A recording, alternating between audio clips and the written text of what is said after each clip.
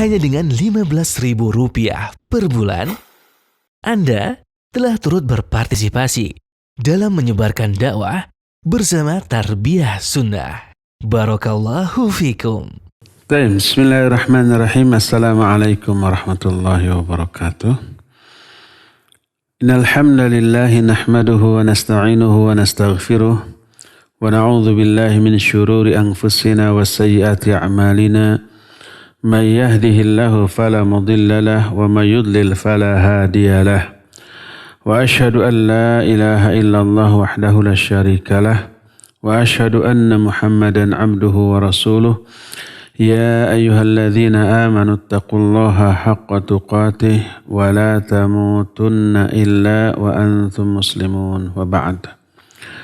Para pendengar radio Tarbiyah Sunnah Bandung di mana saja Anda berada, juga para pendengar radio-radio lain yang ikut merelay kajian kita di pagi hari ini, para pemirsa Persada TV, Niaga TV dan TV-TV lain, serta para netizen melalui akun manapun di mana saja Anda berada, terkhusus para orang tua wali atau orang tua wali murid dari murid-murid Bandung Islamic School, baik SD ataupun SMP di mana saja Anda berada.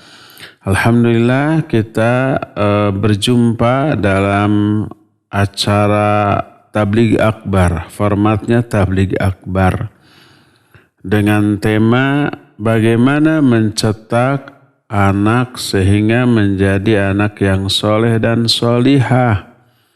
Sebab boleh dikatakan soleh atau tidaknya anak ini menjadi penentu bahagia atau menderitanya orang tua baik di dunia ataupun di akhirat. Sebab kebahagiaan orang tua itu tidak bisa dicapai kecuali anak-anaknya menjadi anak-anak yang soleh dan solihah. Kebahagiaannya dunia sampai akhirat. Bukan hanya pintar, bukan hanya kaya. Anak pintar, anak kaya, tapi durhaka kepada orang tuanya. Bahagia enggak orang tuanya?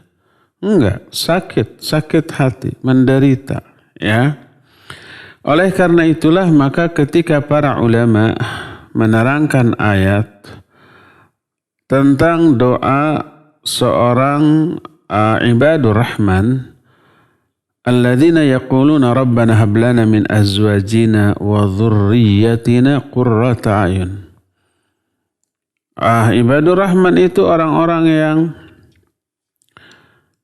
selalu berdoa, Rabbana hab lana, ya Allah berikan kepada kami, min azwajina wa dhurriyyatina, istri-istri dan anak-anak yang qurrata a'yun, menjadi sumber kebahagiaan bagi kami.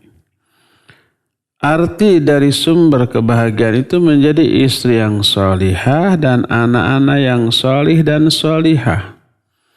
Hanya itu yang membuat seorang kepala rumah tangga bahagia.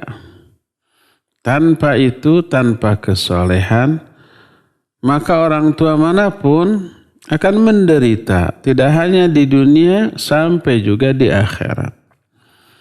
Oleh karena itulah maka anak-anak merupakan aset yang paling berharga demi meraih kebahagiaan dunia dan akhirat bagi setiap orang tua.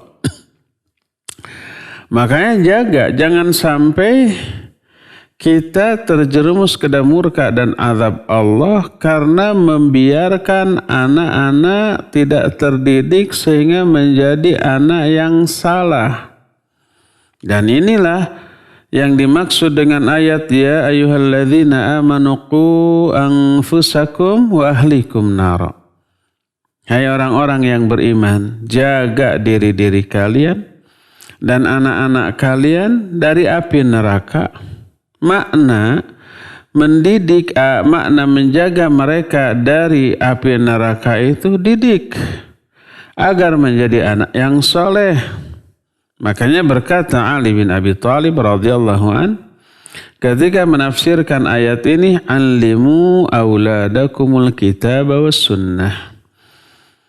Kata Ali bin Abi Thalib, ajarkan kepada istri dan anak-anakmu tentang kitab dan sunnah, tentang Al-Quran dan hadis Nabi SAW. Ajarkan hal-hal yang fardu untuk diamalkan dan hal-hal yang haram untuk dijauhi. Ajarkan syariat Islam ini. Hanya itu perintah dari Allah.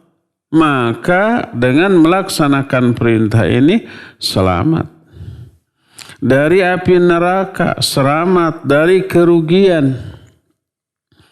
Makanya Al-Quran dalam salah satu surah yang pendek yang sering dibaca terutama oleh anak-anak di sekolah-sekolah, Allah menjelaskan kiat agar tidak rugi dunia akhirat. Kata Allah, wal asr innal insana lafi khusr. Demi waktu asar, sesungguhnya manusia itu benar-benar pasti rugi. Nah, cuma ada yang selamat dari kerugian, dikecualikan dari kerugian. Pertama, ilmu. Allah menyatakan illal ladzina amanu, kecuali orang-orang yang beriman. Kalimat ini oleh para ulama dijadikan sebagai dalil tentang wajibnya ilmu, walaupun lafadznya iman. Sebab iman ini lahir dari ilmu. Illal ladzina amanu, yang tidak akan rugi itu adalah orang-orang yang beriman yang lahir dari ilmu. Ilmu tentang tauhidullah, sebagaimana firman Allah, fa'lam annahu la ilaha illallah. Ketahui olehmu, pelajari olehmu, fahami olehmu. Apa yang harus difahami, yang harus diilmui, yang harus diketahui, yang harus dipelajari? La ilaha illallah. Ilmu tentang la ilaha illallah ini melahirkan iman yang hakiki. Jadi pertama, illal ladzina amanu, yang tidak akan rugi itu orang-orang yang beriman, yang imannya lahir dari ilmu, setelah belajar ilmu. Wa amilus shalihat, orang beramal soleh, amal soleh itu pengamalan dari ilmu itu. Wa tawasaw bil haqq, terus berdakwah, saling memberi wasiat tentang kebenaran, berdakwah, mengajarkan ilmunya, tidak hanya difahami sendiri, tidak hanya diamalkan sendiri, tapi diajarkan kepada orang lain. Wa tawasaw bis sabr, lalu bersabar, saling berwasiat tentang kesabaran. Nah, orang yang memenuhi 4 kriteria yang dijelaskan di dalam ayat ini, merekalah yang akan selamat dari api neraka. Selamat dari kerugian, yaitu ilmu yang melahirkan iman, lalu amal soleh, beramal, ya, yang ketiganya berdakwah, yang keempatnya sabar. Siapa yang memiliki keempat ini, dialah manusia yang tidak akan rugi dunia akhirat. Dialah manusia yang akan selamat dari api neraka. Qu anfusakum wa ahlikum nara, jaga diri kalian dan keluarga kalian dari api neraka. Tanamkan 4 hal tadi: ilmu, amal, dakwah, dan sabar. Maka sukseslah orang tersebut, dan kesuksesannya selamat dia dari api neraka dan masuk dia ke surga. Dan itulah hakikat dari kesuksesan. Allah Azza wa Jalla menyatakan, faman zuhziha 'anil nar wa udkhilal jannah faqad faza. Siapa orang yang sudah dijauhkan dari api neraka dan dimasukkan ke dalam surga, itulah orang yang sukses. Orang yang akan berbahagia, orang yang akan beruntung. Karena apa? Karena selamat dari api neraka dan masuk ke dalam surga. Sudah tidak ada lagi.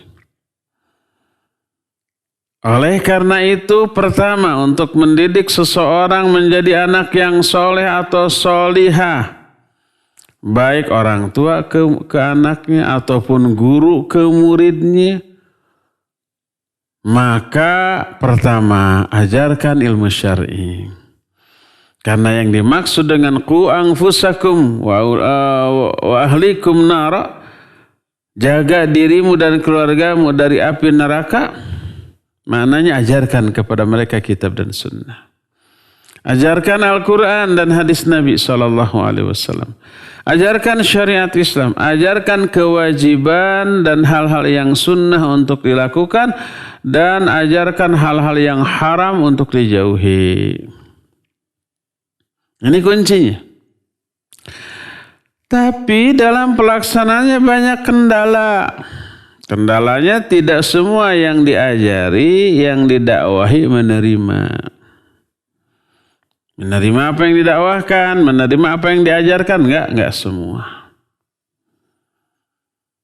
Ada beberapa kiat agar dakwah kita, pelajaran yang kita berikan sukses, diterima, dan diamalkan serta diaplikasikan.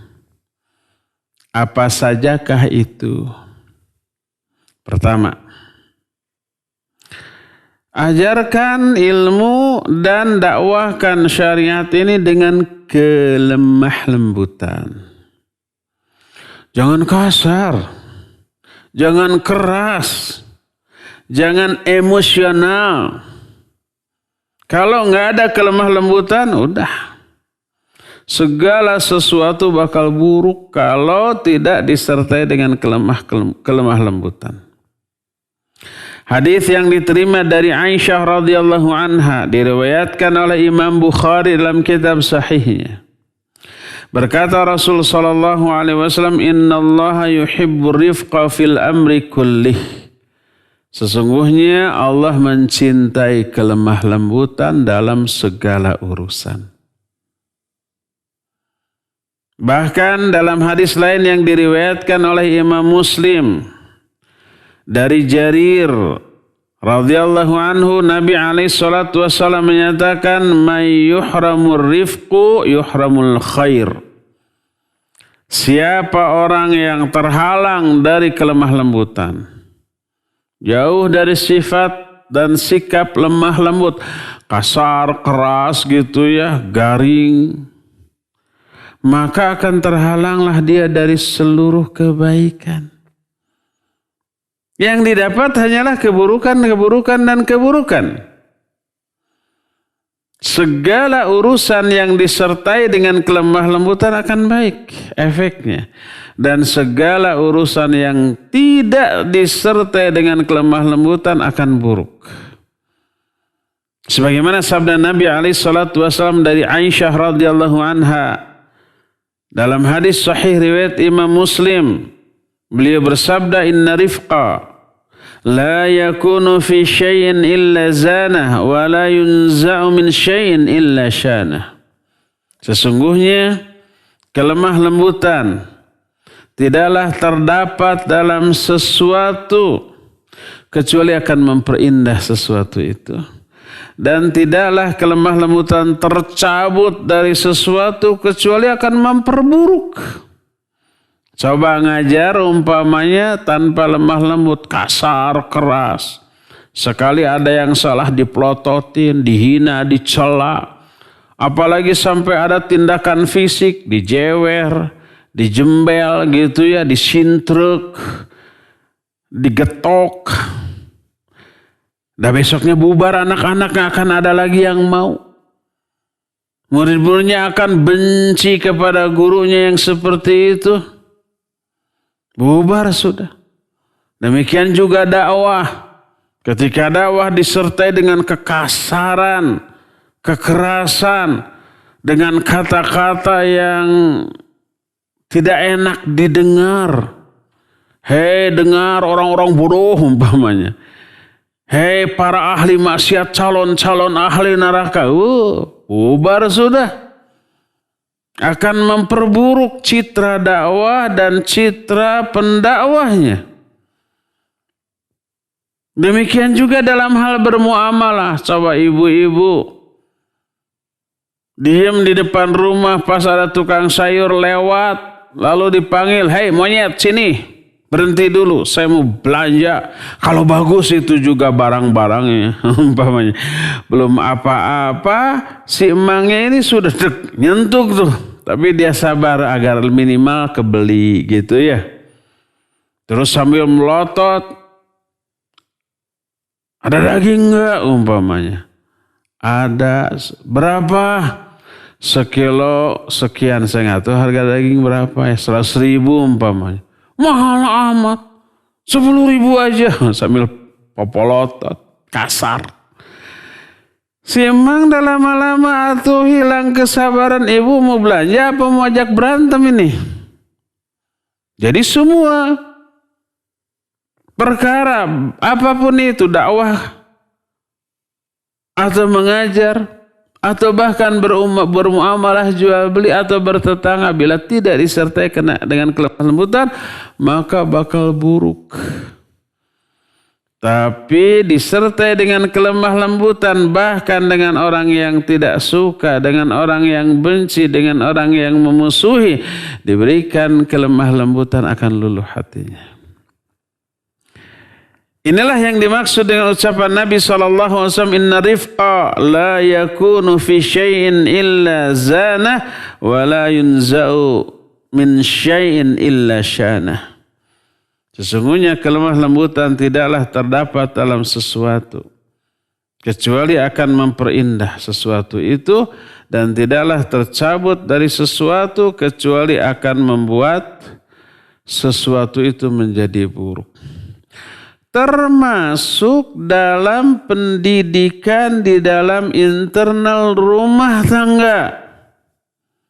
Kelemah lembutan itu menjadi isyarat bahwa Allah menghendaki kebaikan. Kalau Allah menghendaki kebaikan di sebuah rumah tangga, Allah turunkan, Allah berikan hidayah untuk berlemah lembut dari seluruh anggota keluarganya. Suami ke istri, istri ke suami, orang tua ke anak, anak ke orang tua, adik ke kakak, kakak ke adik, majikan ke pembantu, pembantu ke majikan. Semuanya bersikap dan berucap secara lemah lembut, akan baik. Kelemah lembutan menjadi isyarat Allah menghendaki kebaikan dalam rumah tangga tersebut. Sebagaimana sabda Rasul sallallahu alaihi wasallam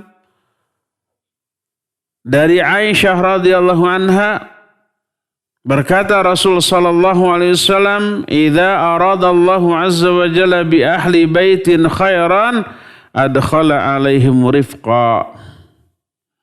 Apabila Allah menghendaki kebaikan dalam sebuah rumah tangga, Allah ingin memberikan kebaikan dalam sebuah rumah tangga, Allah masukkan ke dalam diri-diri mereka sifat kelemah lembutan. Hadis ini diriwayatkan oleh Imam Ahmad dalam kitab Musnadnya dan Syekh Al-Albani dalam kitab Sahih Al-Jami' As-Shaghir menjelaskan bahwa hadis ini sahih. Berdasarkan hal itulah maka efek dari kelemah lembutan dalam hal mengajar, dalam hal berdakwah, dalam hal bermuamalah, apa efeknya? Pertama, cinta dan kasih sayang Allah turun.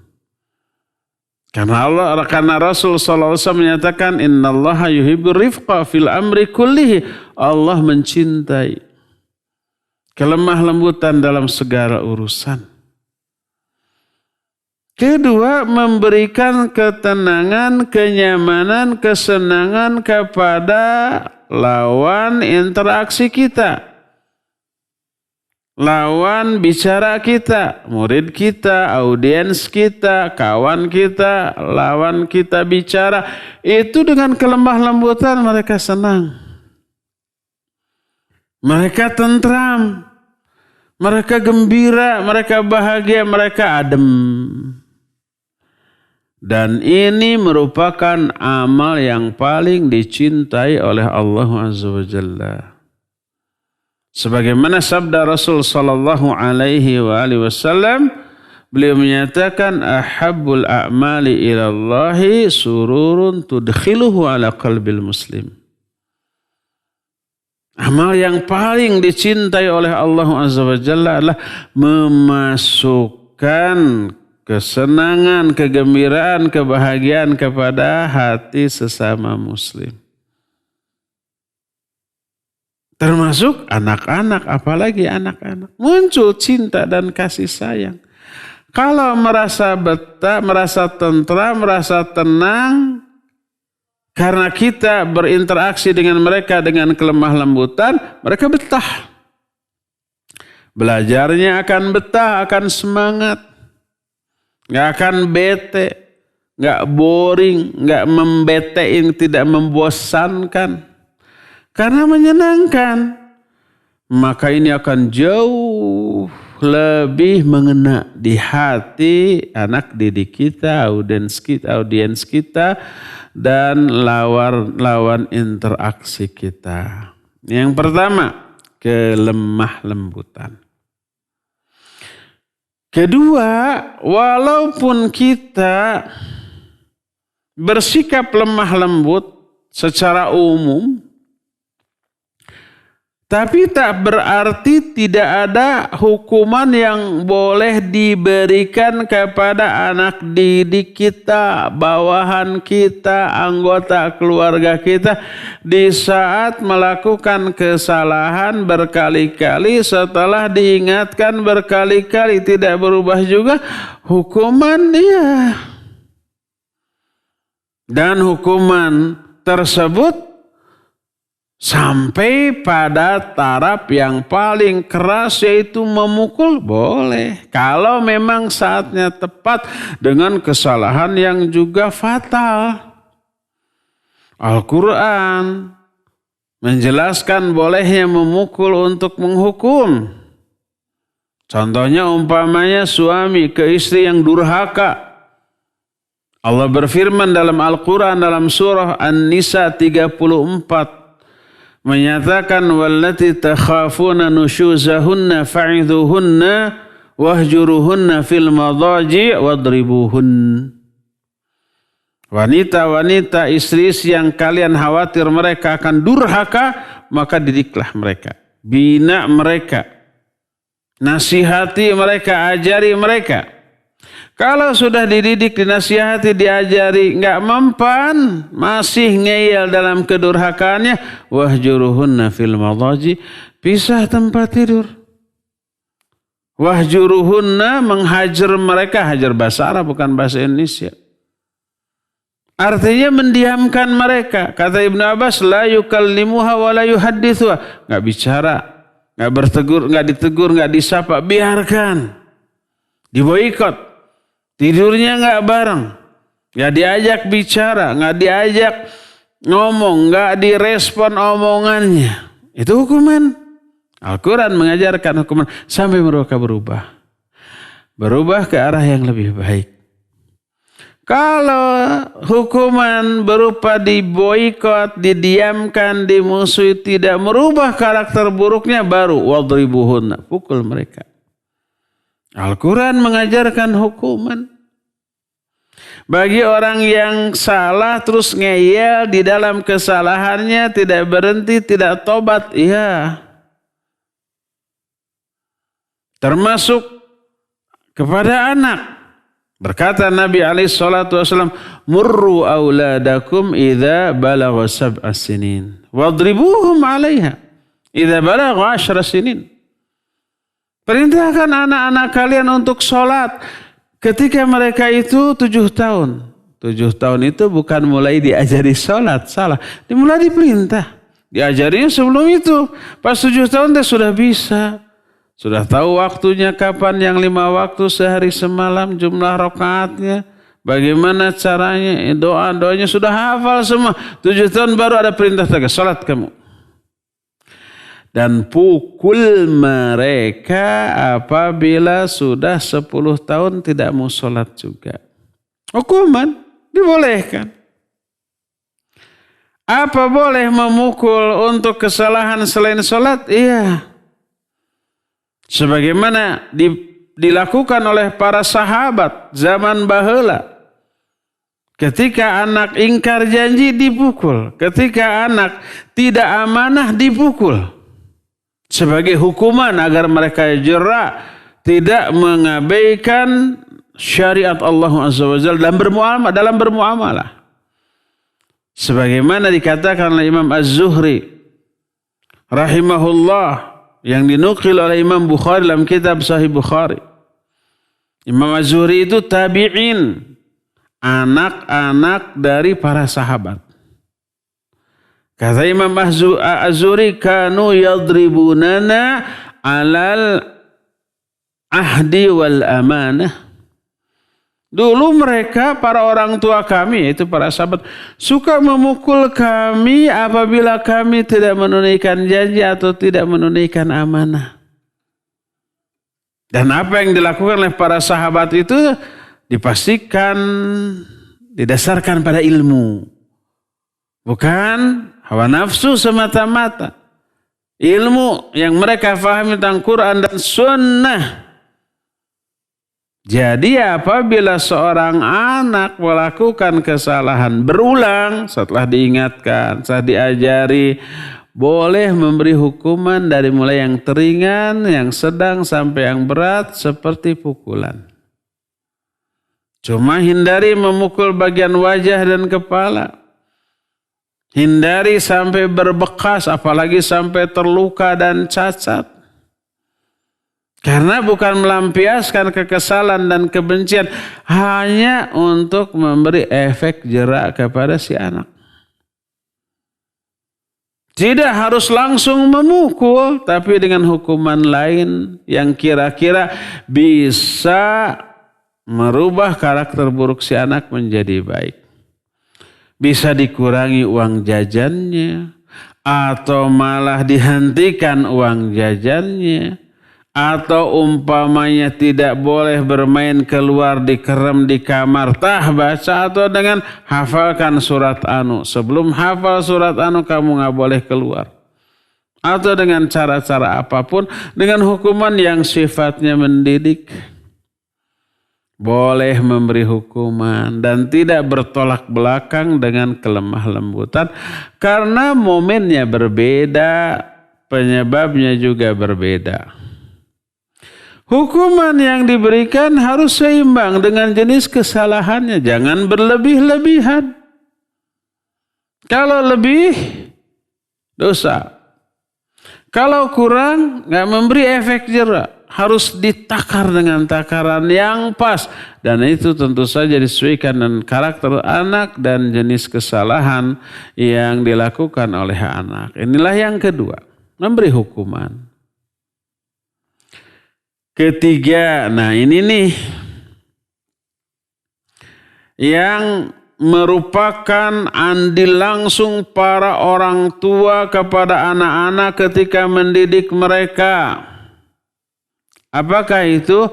Memberi contoh langsung yang baik di hadapan anak-anak didik kita.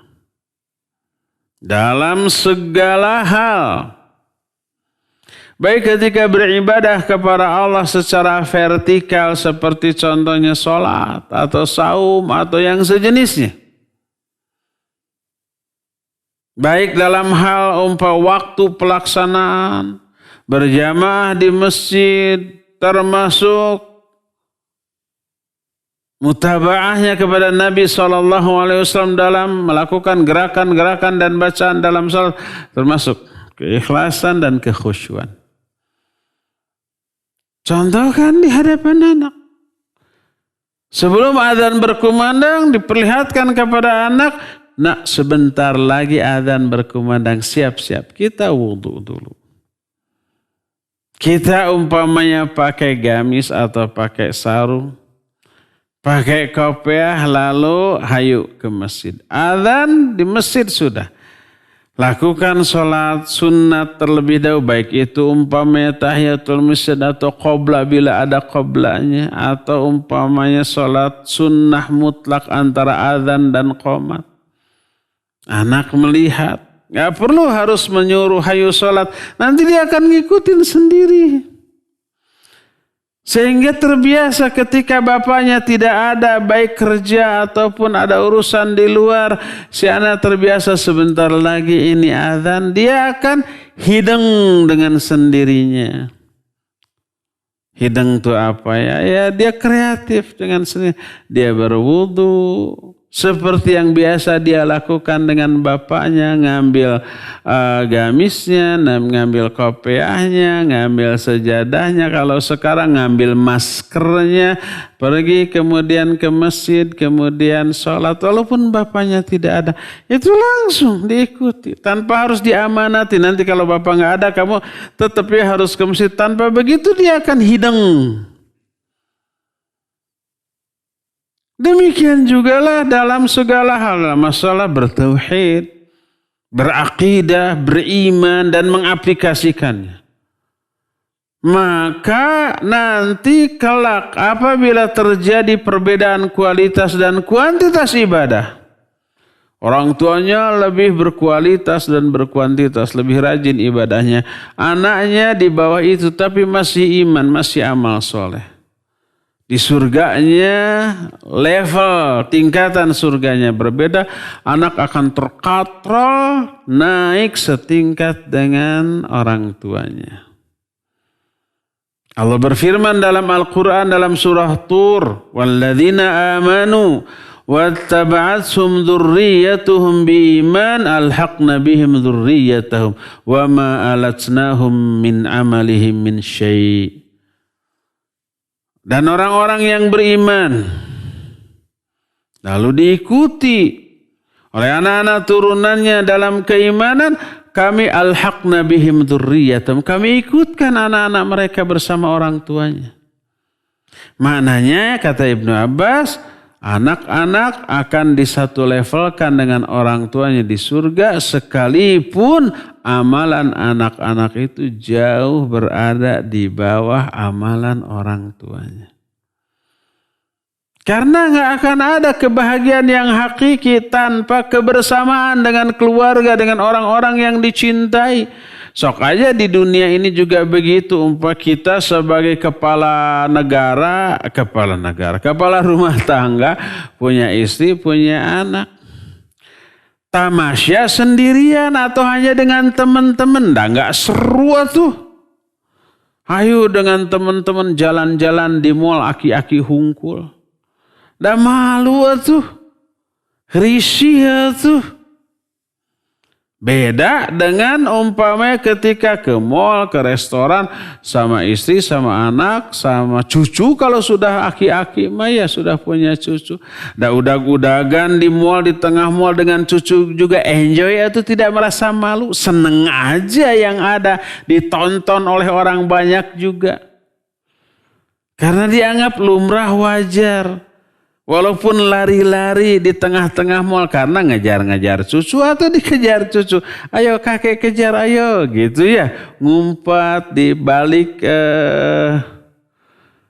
patung teh apa? Mannequin apa? Di balik ciluk, bakekok dan seterusnya. Akan senang saja. Termasuk di akhirat, nggak akan ada kebahagiaan tanpa orang-orang yang dicintai, istrinya, anaknya, menantunya, cucunya, baru bahagia. Jadi kalau orang tua berada level yang lebih tinggi di surga, anak-anaknya ke surga tapi levelnya di bawah nggak ketemu, tidak seru. Kurang lengkap ini kebahagiaan. Allah katrol anak-anaknya selevel dengan orang tuanya. Ini kalau di dunianya memberi contoh yang baik. Tapi sebaliknya kalau contoh yang diberikan oleh orang tua ini yang buruk, anak mengikuti keburukan tersebut. Orang tuanya merokok, anaknya ikut ngerokok nanti. Pas azan orang tuanya ngabaheuhai. Rileks, santai, nggak langsung bangkit untuk wudu. Anaknya juga begitu. Atau orang tua, nak tuh kedengaran nggak adzan? Iya kedengaran. Ayo siap-siap. Bapak juga masih rileks, masih santai. Akhirnya nggak diturut, nggak mempan, nggak berefek. Kalau nggak ada contoh yang baik. Berdasarkan hal itulah maka pola ketiga, cara yang ketiga agar pendidikan kita berhasil, sukses, berikan contoh yang baik. Keempat, nah ini tidak kalah pentingnya karena anak itu tidak selalu berada di rumah. Anak tidak selalu berada di lingkungan keluarga. Setelah anak itu besar, SD ke atas, mungkin waktunya lebih banyak di luar. Bermain dengan anak-anaknya. Dengan teman-temannya maksudnya. Maka mereka akan menyerap pelajaran dari lingkungan sekitar. Agak mending kalau lingkungannya baik. Sekarang kalau lingkungannya buruk, mereka akan belajar keburukan dari lingkungannya. Karena itulah cara yang keempat, pilihkan lingkungan pergaulan yang baik.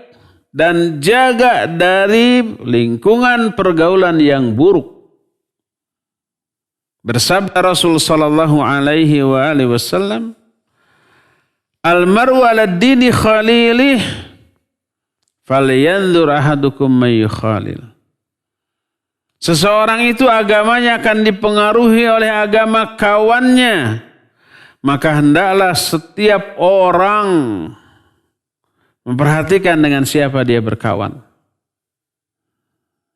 Berkawan dengan ahli maksiat, dia akan terjerumus ke dalam kemaksiatan. Berkawan dengan orang yang tukang pamer, nanti dia juga ikut-ikutan pamer, ujub. Berkawan dengan orang-orang yang pelit, dia akan menjadi pelit. Berkawan dengan orang-orang yang lalai dalam melakukan ibadah, amal soleh dan kewajiban, dia juga nanti akan lalai. Al-mar'u 'ala dini khalili, dan berkawan dengan ahli bidah akan terjerumus ke dalam kebidahan. Berkawan dengan orang ateis, nanti dia akan terpengaruh menjadi ateis pula. Ini bahayanya lingkungan seperti itu tuh. Kawan bergaul. Termasuk apalagi ya suami istri. Pilih calon pasangan istri atau suami yang soleh, yang pemahamannya lurus. Kalau pemahamannya bengkok-bengkok, nanti dia terpengaruh. Saya kan pernah cerita ada seorang ulama ahli hadis. Dia berdakwah ke sana kemari, mendakwahkan, mengajarkan ahlus sunnah. Akidahnya, tauhidnya, manhajnya, pemahamannya, semuanya. Dan membantah berbagai macam kebidahan. Ada saudara sepupunya perempuan, dia itu haruriyah, takfiri.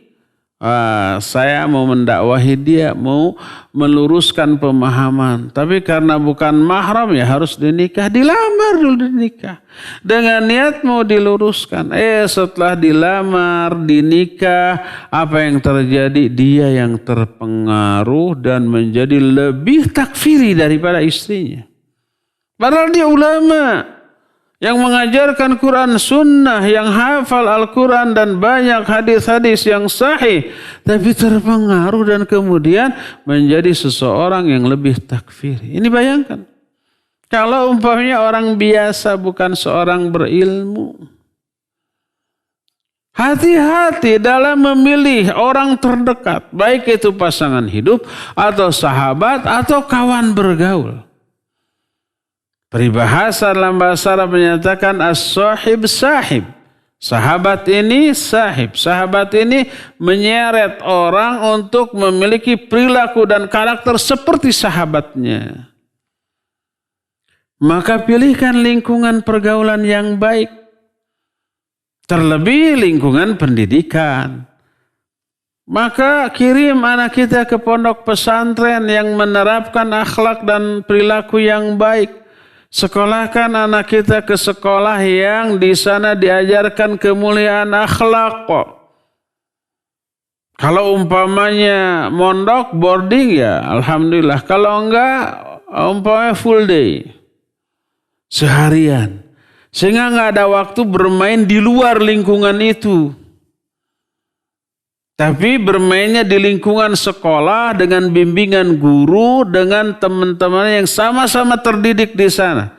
Suasananya diapakan, dikondisikan. Diterapkan sunnah Rasul Sallallahu Alaihi Wasallam, diterapkan jiwa saling menolong, diterapkan kemandirian, diterapkan kalau sakit yuk kita ruqyah, kita bacakan ayat bareng-bareng atau kita doakan. Mana ada yang sumber sakitnya ini, disimpan tangan telapak tangan kanannya, doakan. Sebagaimana contoh dari Rasul Sallallahu Alaihi Wasallam. Maka ini akan menjadi tabiat, karakter, kebiasaan yang tertanam. Sehingga menjadi mendarah daging di dalam jiwanya. Tertanam sudah. Maka tidak ada cara yang bisa kita lakukan agar kesolehan anak-anak kita terpelihara kecuali dengan memilihkan lingkungan pergaulan yang soleh, kawan-kawan yang soleh, guru-guru yang selalu mengawasi.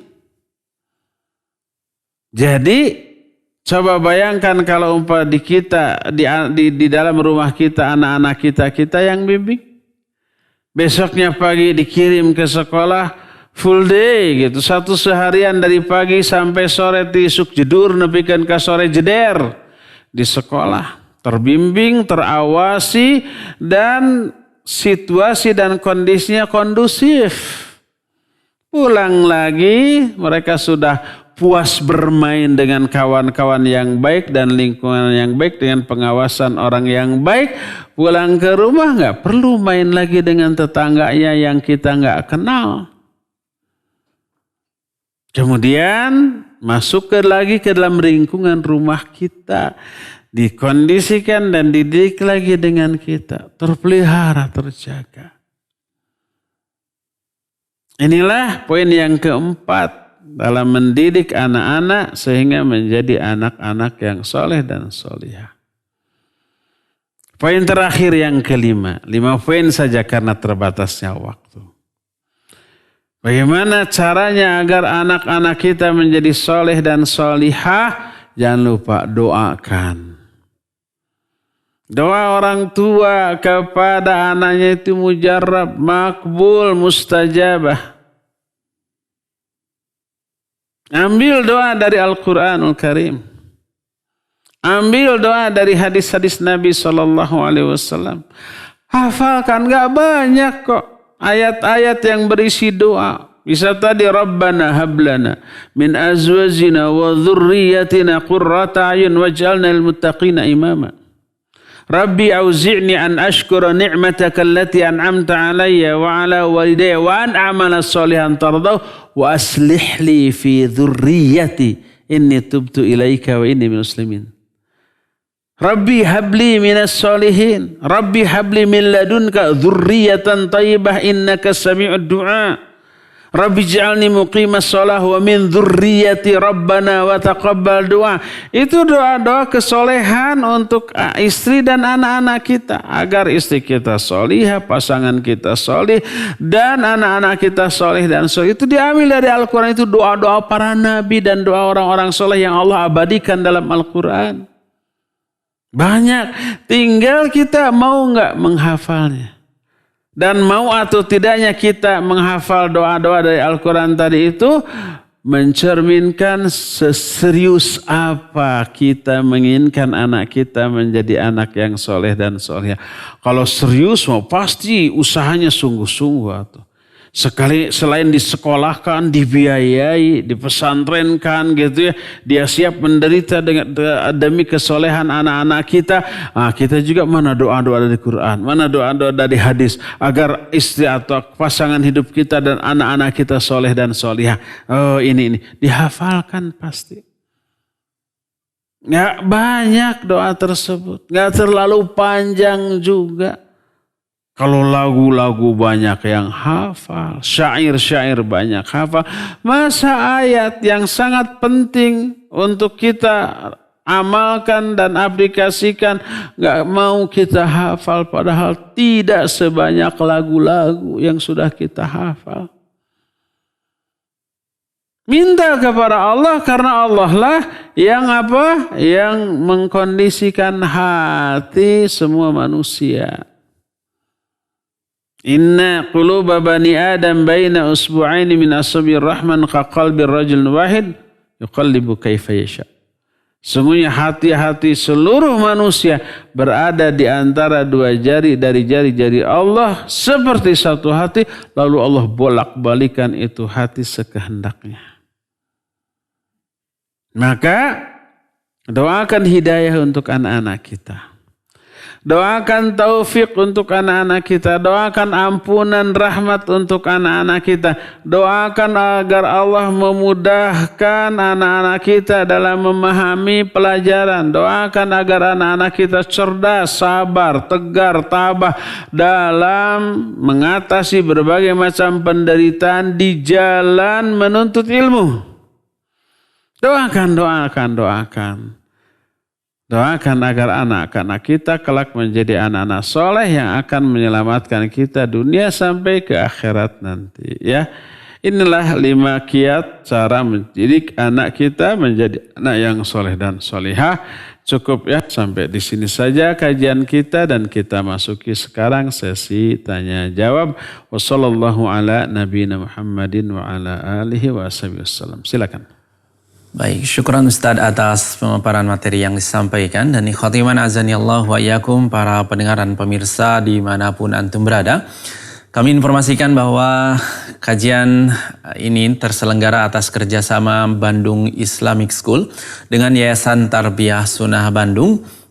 Dan kami juga menyampaikan informasi bahwa BISC atau Bandung Islamic School kembali membuka pendaftaran peserta didik baru dan pindahan untuk tingkat PGTK, SD, dan SMP tahun ajaran 2022-2023. Informasi pendaftaran dapat antum hubungi untuk PGTK di nomor 0822 1666 9211. Untuk SD di nomor 0822 4000 0525 dan untuk SMP dapat menghubungi nomor 0813 2161 0010. Bandung Islamic School, mendidik di atas cahaya Al-Quran dan As-Sunnah. Ikhwatiman azanillah wa iyyakum. Untuk sesi tanya jawab, silakan bagi antum yang akan bertanya kepada Ustadz bisa melalui line telepon di nomor 022 8686 2637 atau bisa melalui pesan singkat ke nomor 081122711476. Baik, pertanyaan pertama Ustadz dari Santi Nurdianti atau Santi Umu Gizam. Assalamualaikum warahmatullahi wabarakatuh. Barakallahu fiik Ustadz. Bagaimana Ustadz, apakah ada doa khusus agar anak menjadi anak yang soleh, patuh terhadap orang tua? Terkadang Ustadz, kita sebagai orang tua sudah lemah lembut mendidik anak, tapi terkadang suka terpancing marah karena si anak susah diingatkan. Dan terkadang juga malah kita orang tua yang jadinya banyak berselisih paham masalah mendidik anak. Jazakallahu khairan. Silakan Ustaz. Ya, wa jazakillahu khaira Santi ya. Mungkin salah satu orang tua murid BIS. Iya. Ada nggak doa khusus? Ada. Seperti yang tadi saya bacakan dari ayat. Surah Al-Furqan. Rabbana hablana min azwajina wa dhurriyyatina qurrata a'yun. Ya Allah berikan mana jadikan juga. Jadikan pasanganku dan anak-anak turunanku menjadi sumber kebahagiaan bagiku. Yaitu menjadi anak yang soleh, solihah. Rabbi habli minas solihin. Ya Allah berikan kepadaku anak-anak turunan yang soleh. Rabbi habli min ladunka dzurriyyatan thayyibah innaka sami'ud du'a. Ya Allah berikan untukku dari sisimu anak-anak turunan yang soleh, dzurriyyatan thayyibah, anak-anak turunan yang baik. Innaka sami'ud du'a, engkau maha pendengar setiap doa, maha mendengar setiap doa. Rabbi habli minas sholihin, ya Allah berikan kepada kami anak-anak saleh. Rabbi habli min ladunka dzurriyyatan thayyibah. Rabbi ij'alni muqimas shalah wa min dzurriyyati. Ya Allah, jadikan kami orang-orang yang mampu mendirikan salat juga anak-anak turunan kami. Itu dari ayat.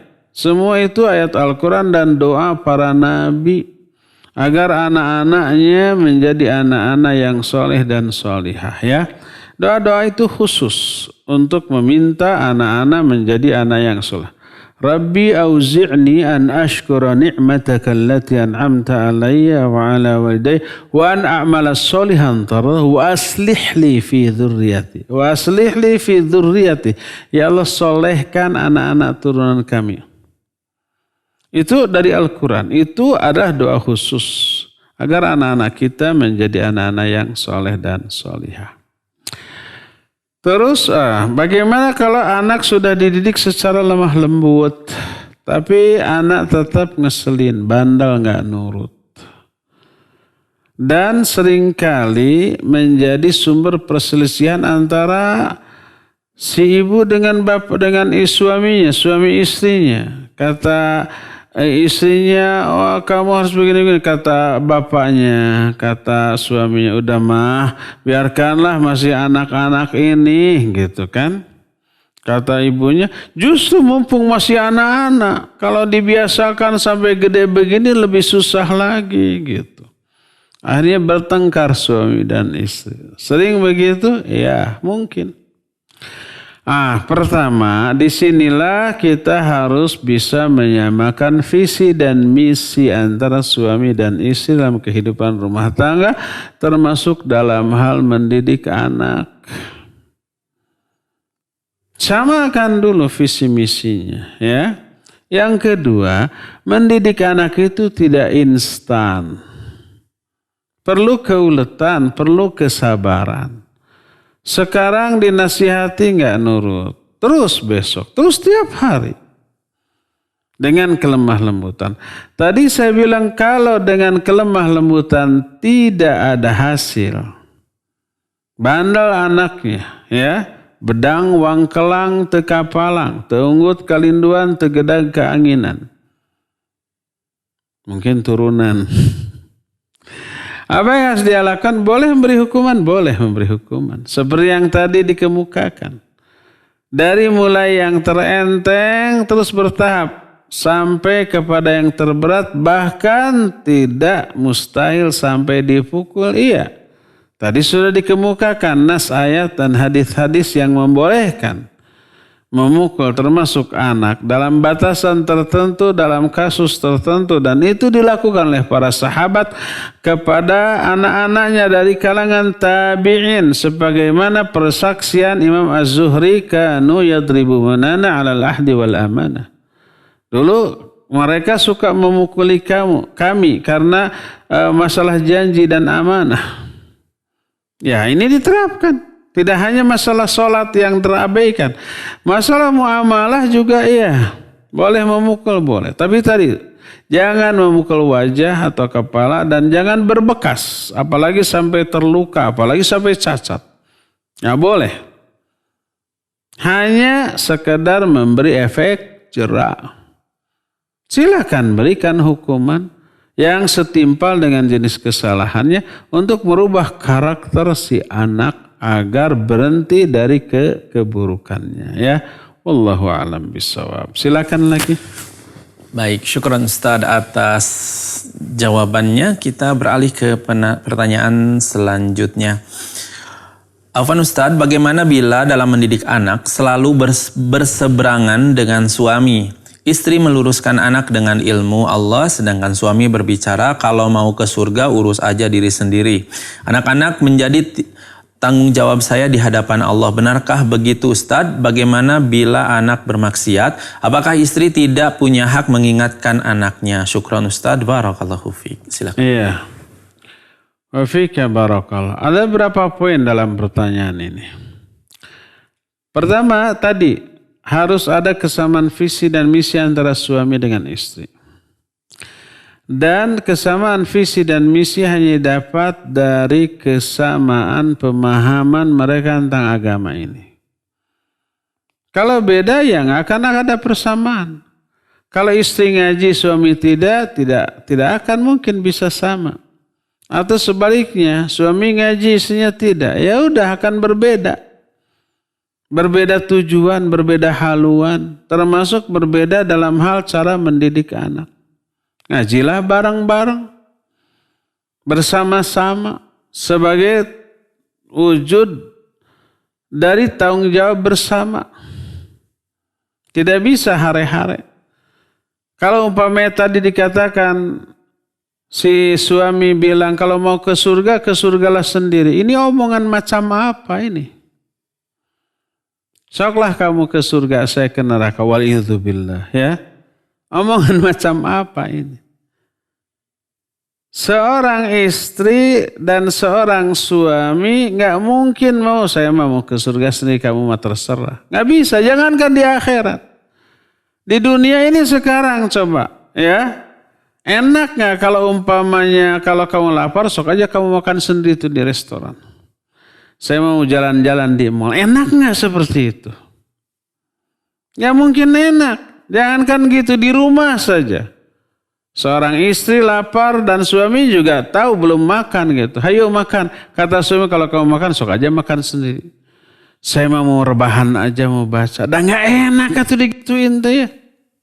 Kita sebagai seorang suami umpamanya atau sebagai seorang istri nggak lapar nih, baru aja makan bakso 2 mangkok, tapi lihat pasangan hidup kita makan, ikutlah makan, walaupun sahuap 2 huap, sekedar menyenangkan, sekedar untuk mendampingi.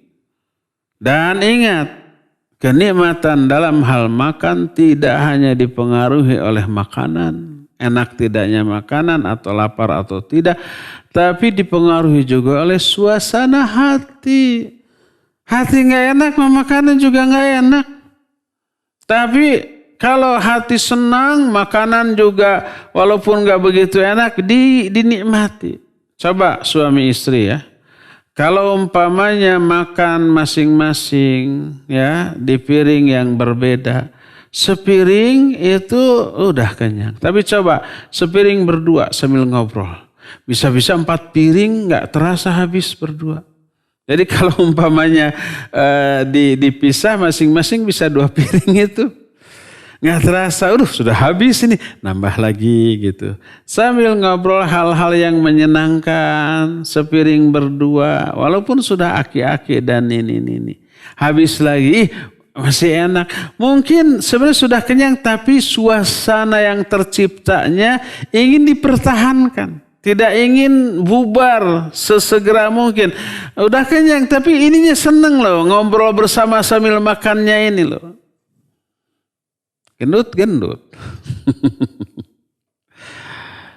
Itu dalam hal urusan makan di rumah. Atau lagi jalan-jalan berdua, kata istri saya lapar. Jangan aja kalau kamu mau makan aja sendiri. Saya emang gak lapar. Atau saya masih ingin menikmati suasana di mall tuh. Kamu ada apa?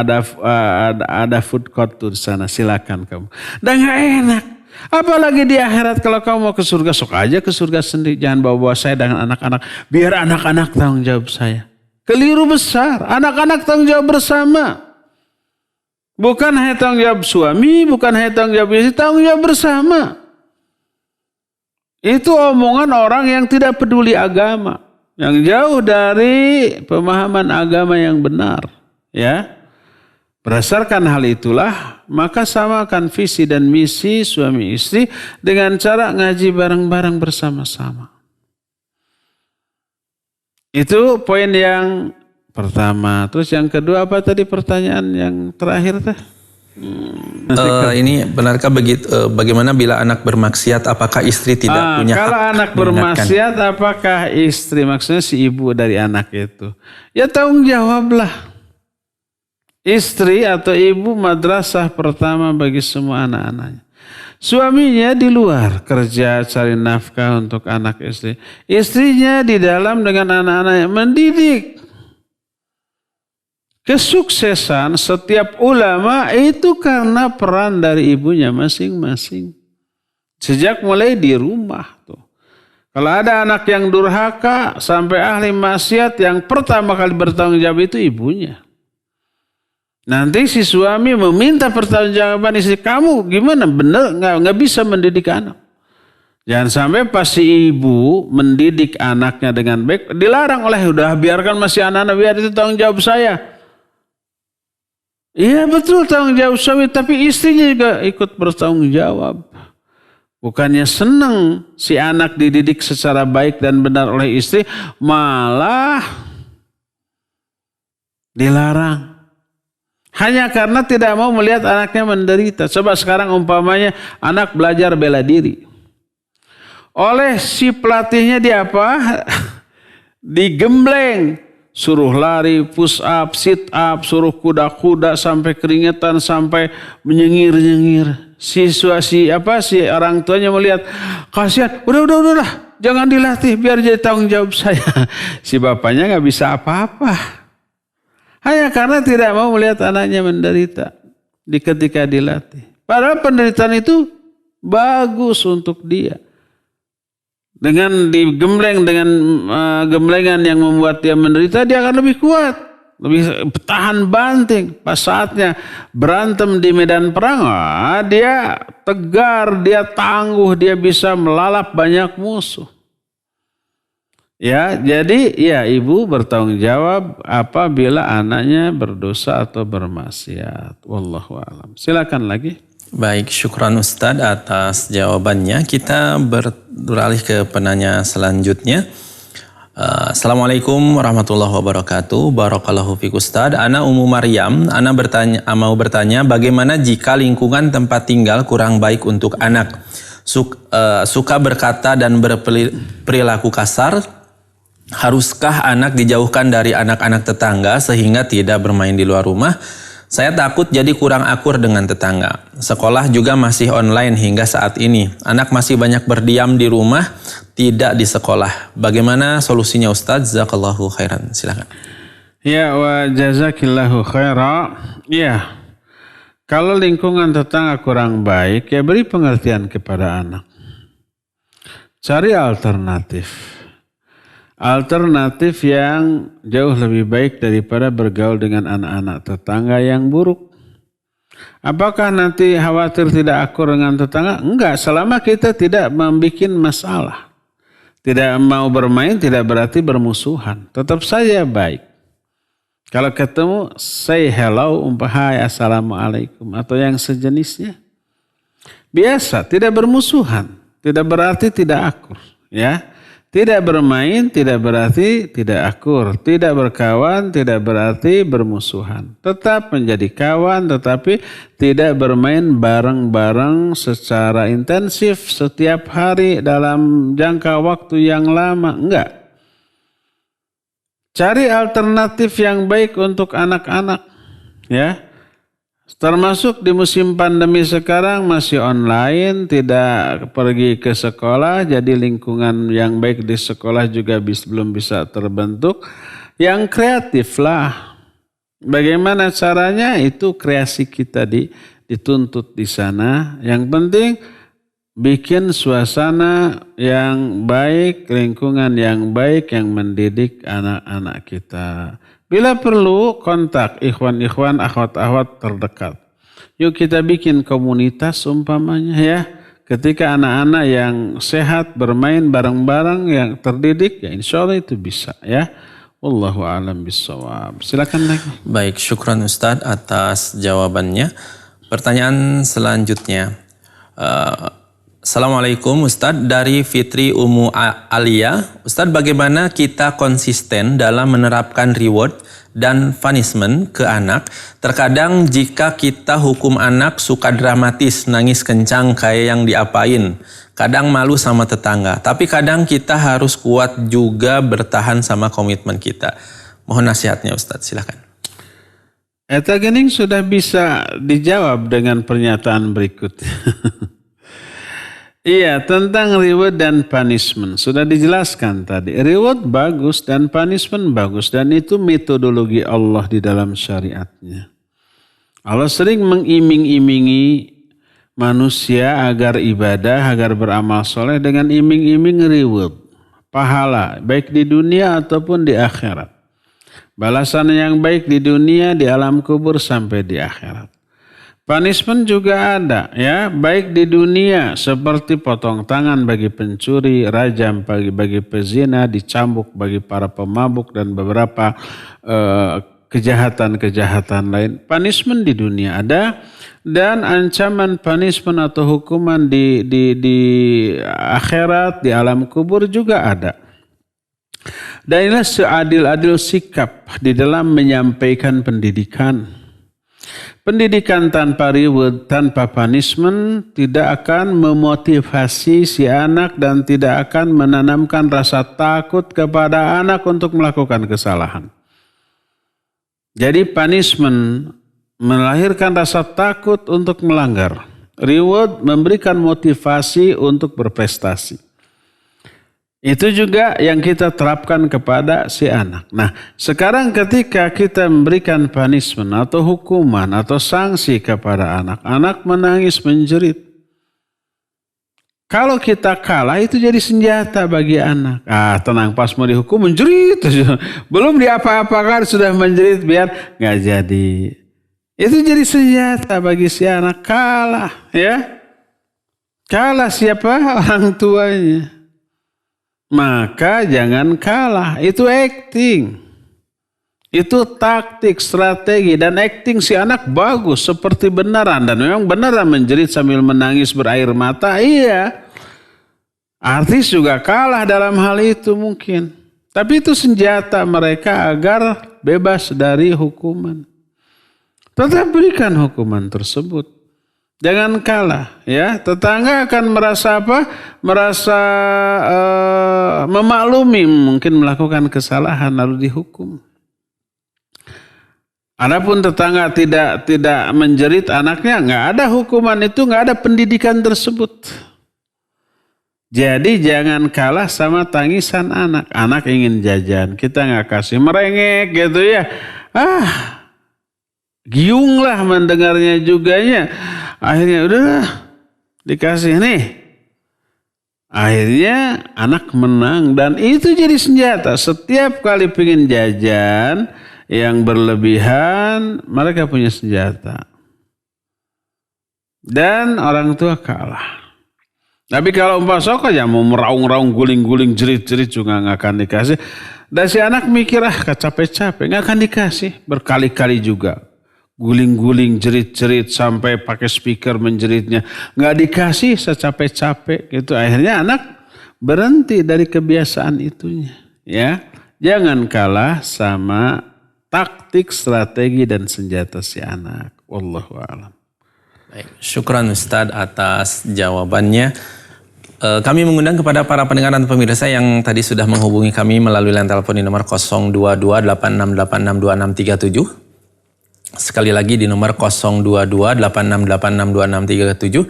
Silakan bagi yang akan bertanya langsung kepada Ustadz bisa memijit kembali nomornya atau menghubungi kembali nomor 02286862637 ataupun bisa melalui pesan singkat ke nomor 081122711476. Baik, pertanyaan selanjutnya Ustadz. Assalamualaikum Ustadz, tentang memilih lingkungan yang baik. Bagaimana kalau lingkungan keluarga, kakek, nenek, om, tante yang belum menjalankan perintah-perintah Allah Subhanahu wa taala dengan baik, bahkan terlihat biasa melanggar perintah Allah Subhanahu wa taala. Kira-kira bagaimana dan kapan kita bisa melepas anak untuk menginap tanpa orang tua di keluarga seperti itu? Silakan Ustaz. Ya, barakallahu fiik. Kalau kakek, nenek, tante, paman masih jauh dari ajaran agama. Ya, pertama idealnya kita misah. Walaupun harus ngontrak satu kamar kecil. Bukan kamar kecil WC. Kamar yang ukurannya kecil nggak apa-apa, yang penting mandiri. Kemandirian itu nanti yang akan membuat kita terpacu berpikir untuk berkembang untuk membeli seluruh kebutuhan barang-barang pokok kita. Kalau nebeng terus kita nggak akan mikir-mikir ya. Berpisah ciptakan lingkungan sendiri. Ya sebulan sekali mungkin nginep di kakeknya di neneknya oke. Setelah kita memberikan dasar-dasar pendidikan yang kuat, jangan terpengaruh nanti tetap walaupun di nenek di kakek sebelum subuh bangunkan kakek ajak ke masjid. Kalau nggak mau ya udah berangkat aja sendiri gitu. Kalau anak laki-laki, kalau anak wanita tetap subuh bangunkan nenek yuk sholat bareng. Kalau nenek nggak mau ya udah sholat sendiri saja. Mungkin nanti kakek neneknya malu gitu ya. Tetap karena nginep hanya sekali-sekali, mungkin sebulan sekali, paling-paling juga sepekan sekali. Tapi keseharian tetap di kita. Selama pengaruh pendidikan yang kita berikan kuat, lebih dominan, insya Allah sekali dua kali nginep di tempat lain tidak akan berpengaruh. Anak akan tetap tegar, akan tetap istiqamah, konsisten dengan pendidikan yang biasa kita terapkan pada diri anak-anak. Ya, wallahu a'lam. Terakhir ya. Baik, syukran Ustaz atas jawabannya. Sudah ada penelpon yang masuk, kita angkat silakan. Halo. Halo. Silakan yang telepon dah masuk. Ya, assalamualaikum. Waalaikumsalam.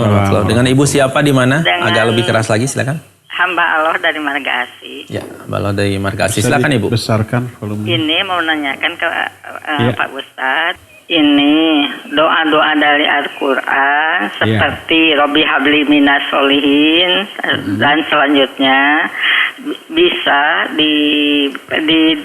itu kalau waktu sujud dibaca waktu sujud. Iya. Ya. Sudah gitu Bu? Iya. Makasih. Assalamualaikum. Waalaikumsalam warahmatullahi wabarakatuh. Iya, Ibu yang barusan bertanya. Kalau kita ngambil doa-doa dari Al-Quran, boleh enggak kita baca doa itu di dalam sujud, dalam sholat? Mengingat di dalam ruku dan sujud kita dilarang membaca Al-Quran. Hadis Nabi SAW yang sahih, Inni umirtu an aqra al-Quran fir ruku'i was sujud. Aku dilarang membaca Al-Quran ketika ruku dan sujud. Siapa yang melarang beliau? Ya pasti Allah lah. Allah melarang Nabi kita, Muhammad SAW. Dan larangan ini berlaku untuk kita semua, tidak boleh membaca Quran ketika ruku dan sujud di dalam sholat. Quran hanya dibaca ketika berdiri saja di dalam sholat. Kenapa? Alasannya diterangkan oleh para ulama. Karena ruku dan sujud adalah posisi ketika kita menghinakan diri, merendahkan diri. Ruku dan sujudlah sikap merendahkan diri, menghinakan diri di hadapan Allah. Makanya ketika ruku, karena kita sedang menghinakan diri, kita sebut nama Allah yang agung sebagai lawan dari kehinaan. Subhana rabbiyal azim. Maha suci engkau, ya Allah. Suci dari kehinaan. Rabbku yang maha agung. Ketika kita sujud, kita merendahkan diri. Ketika merendahkan diri, kita sebut nama Allah yang paling tinggi. Subhana rabbiyal a'la. Nah, karena ruku dan sujudlah posisi ketika kita merendahkan diri, menghinakan diri, maka Al-Quran yang agung gak boleh dibaca di sana. Karena agungnya dan tingginya nilai-nilai yang terdapat dalam Al-Quran. Itu alasannya. Nah, sekarang bagaimana, bukankah di dalam sujud kita disuruh memperbanyak doa? Inna aqraba ma yakunu bainal abdi wa baina rabbih wa huwa sajid fa'aktsiru fihi du'a. Jarak terdekat antara seorang hamba dengan Allah adalah ketika berdoa, ketika bersujud. Perbanyak doa dalam sujud. Boleh enggak doanya ini diambil dari Al-Quran? Boleh, tapi dengan niat bukan membaca Al-Quran, tapi dengan niat berdoa. Yang kedua, hanya langsung mengambil lafaz doanya saja tanpa kalimat sebelumnya. Seperti contoh doa Rabbana hablana min azwajina. Itu ada awalnya di awal ayat walladzina yaquluna Rabbana hablana. Walladzina yaqulunanya jangan dibaca. Langsung doanya Rabbana hablana min azwajina. Atau umpamanya wa minhum may yaqulu Rabbana atina fid dunya hasanah wa fil akhirati hasanah. Nah, kalau mau diambil doa itu langsung lafadznya. Jangan wa minhum yaqulun, jangan itu jangan dibaca. Tapi Rabbana atina fid dunya hasanah wa fil akhirati hasanah. Rabbana la tuakhidna in nasina aw akhtana. Itu di awal ayatnya kan la yukallifullahu nafsan illa wus'aha laha ma kasabat wa 'alaiha maktasabat. Terus Rabbana la tuakhidna in nasina wa akhtana. Nah, dari la yukallifullahu nafsannya kita tidak baca. Langsung ke inti doanya Rabbana la tuakhidna in nasina wa akhtana. Jadi pertama boleh mengambil doa dari Al-Quran dengan dua syarat. Syarat pertama niatnya bukan niat membaca Al-Quran tapi niat berdoa, cuma doanya diambil dari Al-Quran. Yang kedua langsung ke lafaz doanya tidak dari awal ayatnya maka dibolehkan. Jadi boleh membaca doa-doa dari Al-Quran yang kita baca dalam sujud ketika sholat. Niatnya niat berdoa, bukan niat membaca Al-Quran. Dan langsung ke lafaz doanya tanpa kalimat awal di awal ayat yang mengandung doa tersebut. Ya. Cukup ya, sampai di sini saja, waktunya sudah mencukupi. Insyaallah kita akan jumpa kembali di masa-masa yang akan datang dalam format tabligh akbar atau kajian lain ya. Subhanakallahum bihamdik asyhadu an la ilaha illa anta astaghfiruka wa atubu ilaik. Walhamdulillahirabbil alamin. Wassalamualaikum warahmatullahi wabarakatuh.